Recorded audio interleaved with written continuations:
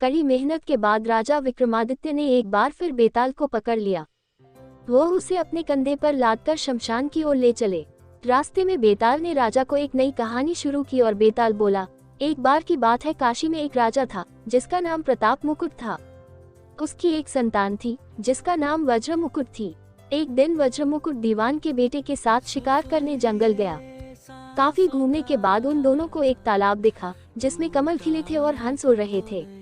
दोनों दोस्तों ने वहां रुककर तालाब के पानी से हाथ मुंह धोया और पास ही बने महादेव के मंदिर में दर्शन करने चले गए। दोनों ने अपने घोड़े मंदिर के बाहर ही बांध दिए। फिर जब दोनों दोस्त दर्शन करके मंदिर से बाहर निकले तो उन्होंने देखा कि तालाब में एक राजकुमारी अपनी सहेलियों के साथ स्नान करने आई है। राजकुमारी को देखकर राजकुमार काफी खुश हुआ। राजकुमार और राजकुमारी दोनों एक दूसरे को देखकर मोहित हो गए, जबकि दीवान का बेटा वहीं एक पेड़ के नीचे आराम करने लगा। राजकुमार को देखते ही राजकुमारी ने बालों में से एक कमल का फूल निकाला, कान से लगाया, दांतों से कुतरा, पैरों के नीचे दबाया और फिर अपने छाती से लगाकर अपनी सहेलियों के साथ चली गई। उसके जाने के बाद राजकुमार काफी दुखी हुआ और अपने मित्र के पास लौटकर सारी बात बताई। राजकुमार बोला, मैं राजकुमारी के बिना नहीं रह सकता हूँ, लेकिन मुझे इस राजकुमारी के बारे में कुछ भी नहीं पता है। वो कहाँ रहती, उसका नाम क्या है? दीवान के बेटे ने सारी बातें सुनी और राजकुमार को दिलासा देते हुए बोला, राजकुमार आप घबराइए मत, राजकुमारी ने सब कुछ बताया है। आश्चर्यचकित होते हुए राजकुमार ने पूछा, वो कैसे? दीवान के बेटे ने राजकुमार को बताना शुरू किया कि राजकुमारी ने कमल के फूल को बालों से निकालकर कानों से लगाया, यानी राजकुमारी का कहना है कि वह कर्नाटक से है। दांत से फूल को कुतरा, मतलब उनके पिता का नाम दंतावट है। फूल को पाँव से दबाने का मतलब था कि राजकुमारी का नाम पद्मावती है और फूल को सीने से लगाने का मतलब था कि अब आप उनके हृदय में बस चुके हैं।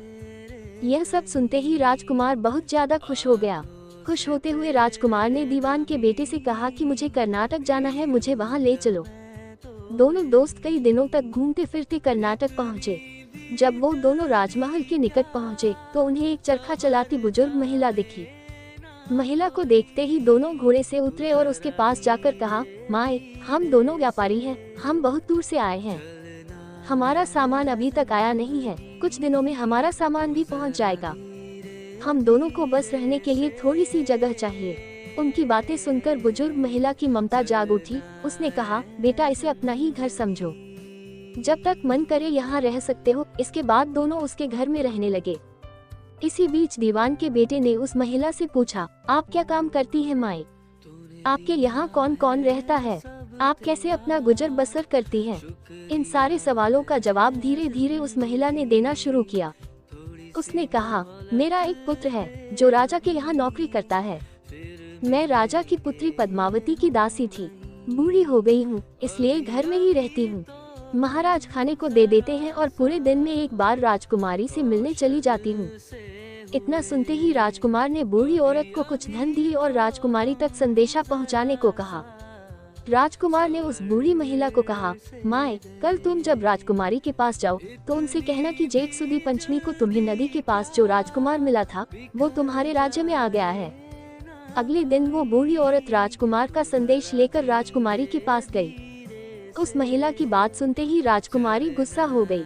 उन्होंने हाथों में चंदन लगाकर उस महिला के गाल पर तमाचा मारते हुए कहा, मेरे घर से निकल जाओ। बूढ़ी औरत ने घर लौटकर राजकुमार को सारी बातें बताई। महिला की बातें सुनकर राजकुमार चौंक गया। फिर राजकुमार के मित्र ने राजकुमार को धैर्य बंधाते हुए कहा, राजकुमार आप चिंतित न हो, राजकुमारी की बातों को समझने की कोशिश करें। ध्यान दें कि राजकुमारी ने उंगलियों को सफेद चंदन में डुबोकर गाल पर मारा है। इसका मतलब अभी कुछ दिन चांदनी के हैं। उनके खत्म होने के बाद अंधेरी रात में मिलूंगी। कुछ दिनों बाद बूढ़ी महिला फिर राजकुमारी के पास संदेशा लेकर पहुंची। इस बार राजकुमारी ने केसरी रंग में 3 उंगलियां डुबोकर बूढ़ी महिला के मुंह पर मारते हुए कहा, भागो यहाँ से। फिर उस महिला ने आकर राजकुमार को सारी बातें बताई। राजकुमार यह सुनकर बहुत दुखी हुआ। इस पर दीवान के बेटे ने राजकुमार से कहा, इसमें दुखी होने की कोई बात नहीं है राजकुमार। राजकुमारी ने कहा है कि अभी उसकी तबीयत ठीक नहीं है, तो इसलिए 3 दिन और रुक जाओ। 3 दिन बाद वो बूढ़ी महिला फिर राजकुमारी के पास जा पहुंची। इस बार फिर से राजकुमारी ने उस महिला को फटकारा और पश्चिम की खिड़की से बाहर जाने के लिए कहा। वो महिला फिर से राजकुमार के पास गई और सारी कहानी सुनाई। तब दीवान के बेटे ने राजकुमार को समझाते हुए कहा कि मित्र, राजकुमारी ने आपको उस खिड़की की तरफ बुलाया है। राजकुमार यह सुनते ही खुशी से उछल पड़ा। उसने बूढ़ी महिला के कपड़े पहनकर नारी का भेष धारण किया, इत्र लगाया और हथियार बांधकर राजकुमारी से मिलने चल पड़ा। राजकुमार महल पहुंचा और खिड़की के रास्ते राजकुमारी के कमरे में पहुंच गया। राजकुमारी वहां पर तैयार थी और राजकुमार का इंतजार कर रही थी। राजकुमार जैसे ही कमरे में गया, उसकी आंखें खुली की खुली रह गईं। राजकुमारी के कमरे में कई महंगी चीजें रखी थी। रात भर राजकुमार और राजकुमारी साथ ही रहे। फिर जैसे ही दिन निकलने को आया, राजकुमारी ने उस राजकुमार को सबसे छिपा दिया। जब रात होने लगती तो राजकुमार बाहर आ जाता। इस तरह करते करते कई दिन बीत गए। फिर अचानक राजकुमार को अपने दोस्त की याद आई। राजकुमार को अपने दोस्त की चिंता हुई कि पता नहीं उसका दोस्त कहाँ होगा, कैसा होगा और उसका क्या हाल हुआ होगा। राजकुमार को दुखी देखकर राजकुमारी ने राजकुमार के डैड का कारण पूछा। उसके बाद राजकुमार ने राजकुमारी को अपने मित्र के बारे में बताया। राजकुमार ने कहा, वह मेरा बहुत अच्छा और चतुर दोस्त है, उसी के वजह से मैं तुमसे मिल पाया हूँ। यह सुनने के बाद राजकुमारी ने राजकुमार को कहा, मैं तुम्हारे दोस्त के लिए स्वादिष्ट भोजन बनवाती हूँ, तुम उसे भोजन कराकर और उसे समझाकर वापस आ जाना। फिर राजकुमार खाना लेकर अपने दोस्त के पास पहुंचा। दोनों मित्र लगभग कई महीनों से नहीं मिले थे। मिलने के बाद राजकुमार ने अपने मित्र को सारी बातें बताई। राजकुमार ने कहा, मैंने राजकुमारी को तुम्हारी चतुराई के बारे में बताया। राजकुमारी ने तुम्हारे लिए भोजन भिजवाया है। यह सब सुनकर दीवान का बेटा सोच में पड़ गया। उसने राजकुमार से कहा कि यह तुमने ठीक नहीं किया।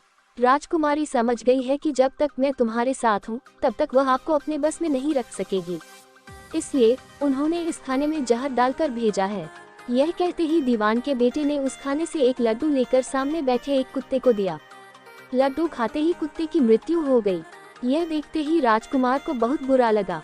उसने कहा कि ऐसी औरत से भगवान रक्षा करे, अब मैं उस राजकुमारी के पास नहीं जाऊंगा। दीवान के बेटे ने राजकुमार से कहा, नहीं, अब कुछ ऐसी तरकीब निकालनी चाहिए जिससे कि हम उसे साथ में अपने घर ले जा सकें। आज रात तुम वहां जाओ और जब राजकुमारी सो रही हो तब उसकी बाईं जांघ पर त्रिशूल का निशान बना देना, फिर उसके गहने लेकर आ जाना। राजकुमार ने अपने मित्र की बात सुनी और उसके कहे अनुसार ही किया। फिर दीवान के बेटे ने योगी का भेष धारण कर लिया। उसने राजकुमार से कहा कि तुम इन गहनों को बाजार में बेच दो, अगर कोई पकड़े तो कहना मेरे गुरु के पास चलो और उसे मेरे पास ले आना। राजकुमार वो गहने महल के पास एक सुनार के पास ले गया। सुनार ने गहनों को देखते ही पहचान लिया और राजकुमार को कोतवाल के पास ले गया। कोतवाल ने राजकुमार से सवाल पूछे तो राजकुमार ने कहा, ये गहने मुझे मेरे गुरुजी ने दिए हैं। यह सुनने के बाद कोतवाल ने गुरु यानी दीवान के बेटे को भी पकड़ लिया और राजा के दरबार में ले गया। राजा ने पूछा, योगी महाराज, आपको ये कीमती गहने कहाँ से मिले? योगी का भेष धारण किए हुए दीवान के बेटे ने कहा, महाराज, मैं शमशान में काली चौदस को डाकिनी मंत्र प्राप्त कर रहा था कि मेरे सामने डाकिनी आई। मैंने उसके जेवर उतार लिए और उसकी बाईं जांघ पर त्रिशूल का छाप बना दिया। यह सुनते ही राजा महल में गया और उसने रानी को कहा कि पद्मावती की बाईं जांघ देखे कि कहीं राजकुमारी के जांघ पर त्रिशूल का छाप तो नहीं है। राजा की बात सुनते ही रानी ने देखा और सच में राजकुमारी की बाईं जांघ पर त्रिशूल का निशान था। यह जानकर राजा बहुत दुखी हुआ। फिर राजा योगी के पास गए और कहा कि योगी बताओ, धर्मशास्त्र में बुरी औरतों के लिए क्या सजा है? योगी ने उत्तर दिया, ब्राह्मण, राजा, गौ, औरत, पुरुष और अपने राज्य में रहने वाले किसी से भी कोई बुरा काम हो जाए तो उसे राज्य से बाहर निकाल देना जाना चाहिए। यह सुनते ही राजा ने पद्मावती को जंगल भेज दिया। वहां राजकुमार और दीवान का बेटा मौके के इंतजार में बैठे थे। राजकुमारी को अकेला पाकर दोनों उसे अपने नगर ले आए और खुशी खुशी रहने लगे। कहानी खत्म हुई और हर बार की तरह एक बार फिर बेताल ने विक्रम से पूछा, तो राजन बताओ, इस कहानी में पापी कौन है?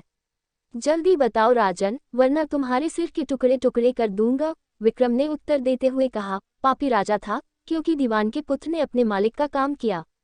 कोतवाल ने राजा का कहना सुना और राजकुमार ने अपनी इच्छा पूरी की, लेकिन इस कहानी में राजा पापी था। उसने बिना सोचे विचारे राजकुमारी को राज्य से बाहर निकाला दिया। विक्रम के इतना कहते ही बेताल फिर उड़कर पेड़ पर जा लटका।